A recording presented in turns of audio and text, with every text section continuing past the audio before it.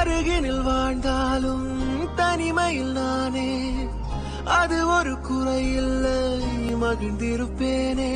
அமைதியில் நீ வாழவே பூவே, இரைச்சலை நான் தாங்குவேன்.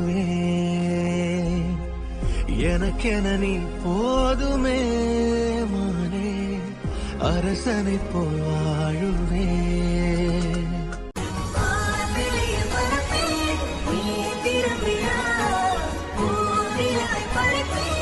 நீ